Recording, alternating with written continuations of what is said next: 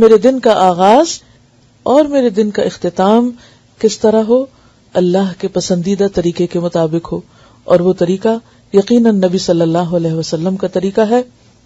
سب سے پہلی چیز جو ہے یا پہلی سنت جو ہے وہ نیند سے بیدار ہونے کے وقت کی سنت ہے، یعنی دن کے آغاز کی سنت، کہ آپ دن کا آغاز کیسے کریں گے، سونے کے بعد اٹھیں گے کیسے. اس میں پہلی بات، نیند سے اٹھتے ہی دونوں ہاتھوں سے چہرے اور آنکھوں کو ملیے تاکہ نیند کا خمار دور ہو جائے. آپ کا طریقہ یہی تھا، دونوں ہاتھوں سے چہرے اور آنکھوں کو کیسے ملیں گے؟ جیسے بچے ملتے ہیں، انگلیوں کے پوروں سے نہیں بلکہ مڈل سے. اب بچوں کا اگر کبھی چھوٹے بالکل انفینٹس جو ہوتے ہیں، اگر ان کو آپ دیکھیں انگلیاں یعنی ہاتھ ملتے چہرے پر، تو وہ پوروں سے نہیں ملیں گے، وہ کس سے کریں گے؟ اس طرح. پوروں سے کیوں نہیں ملنا؟ کیونکہ انسان کے ناخن یا پور جو ہیں یا انگلیوں کے جو اگلے حصے ہیں، ہو سکتا ہے سوتے وقت کسی گندی جگہ پر جا پڑے ہوں، اور پھر وہ گندے ہاتھ اگر آپ صبح سویرے اٹھ کے اپنی آنکھوں کو ملنے میں استعمال کر رہے ہیں تو وہ گندگی آنکھوں میں چلی جائے گی اور نقصان دہ ہوگی. لیکن یعنی انگلیوں کے درمیان سے، اور جس طرح بچے آنکھوں کو ملتے ہیں اس طرح آنکھوں کو ملنا چاہیے. یہ ایک طرح سے ہلکی سی ایکسرسائز ہوتی ہے آنکھوں کی، اور اس سے انسان کو بیدار ہونے میں اور ایکٹیو ہونے میں اور فریش ہونے میں مدد ملتی ہے.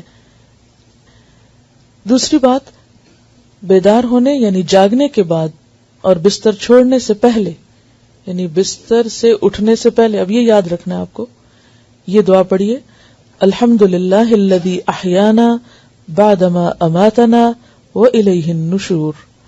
تمام تر تعریفیں اللہ تعالی ہی کے لیے ہیں کہ جس نے ہمیں مارنے یعنی سونے کے بعد زندہ کیا یعنی اٹھایا، اور اس کی طرف ہی ہمیں لوٹ کر جانا ہے.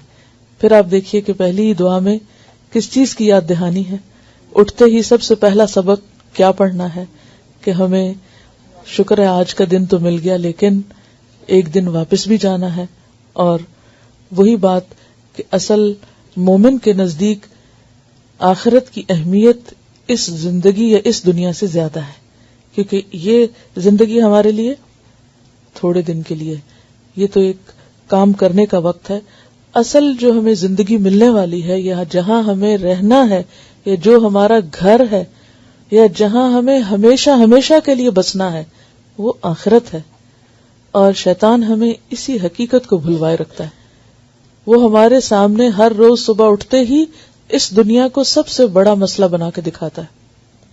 کوئی نہ کوئی غم سویرے اٹھتے ہی لاحق ہو جائے گا، کوئی نہ کوئی فکر اور کوئی نہ کوئی پریشانی، اور عموماً وہ کون سی ہوتی؟ دنیا ہی کے کسی مسئلے کی ہوتی.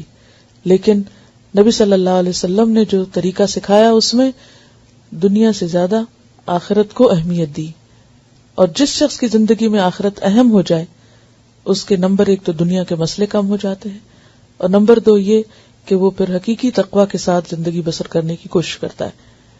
تیسری سنت بخاری کی روایت ہے، جب تم میں سے کوئی نیند سے بیدار ہو تو 3 مرتبہ اپنی ناک جھاڑ کر صاف کرے، اس لیے کہ شیطان ناک کے نتنوں کی ہڈی پہ رات گزارتا ہے. اور یہ ظاہر ہے کہ بستر سے اٹھنے کے بعد جو وضو کریں گے تو فجر کی نماز کے لیے جب وضو کرتے ہیں، یہ سب سے پہلا وضو جب صبح کرتے ہیں، تو اس میں صرف ناک میں پانی نہیں ڈالنا چاہیے بلکہ ناک میں پانی ڈال کر باقاعدہ اس کو جھاڑنا چاہیے.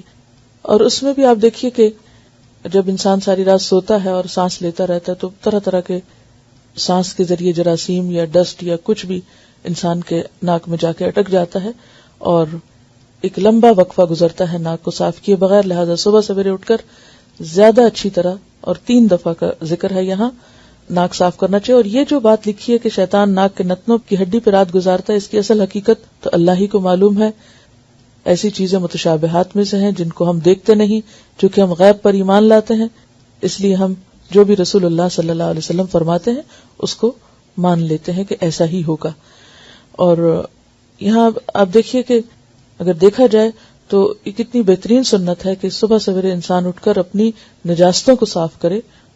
آپ صلی اللہ علیہ وسلم جب نیند سے بیدار ہوتے تو اپنا منہ یعنی دانت مسواک سے خوب صاف کرتے تھے، کیونکہ ساری رات بیکٹیریاز کو خوب کام کرنے کا موقع ملتا ہے منہ کے اندر، اور اگر انسان پوری طرح صفائی نہیں کرتا دانتوں کی یا جرمز کل نہیں ہوتے تو وہ پھر کسی بھی خوراک کے ساتھ، حتیٰ کہ پانی بھی آپ پیتے ہیں تو اس کے ساتھ آپ کے جسم کے اندر دوبارہ واپس لوٹ جائیں گے، جو کئی طرح کی بیماریوں کا سبب بن سکتے ہیں. تو اس میں اب آپ دیکھیے کہ 4 چیزیں جو ہیں نیند سے اٹھنے کے بعد آپ کو لازمن کرنی. اب اس میں آپ دیکھیے کہ وہ وضو کرنا اور باقی چیزیں بھی آگے تفصیل سے آئیں گی، لیکن یہ 4 کام ضروری ہیں. نمبر 1 آنکھوں کی ایکسرسائز، یعنی آنکھیں مل کے اٹھنا. نمبر 2 دعا پڑھ کے اٹھنا. نمبر 3 خاص طور پر ناک کی صفائی اور منہ کی صفائی.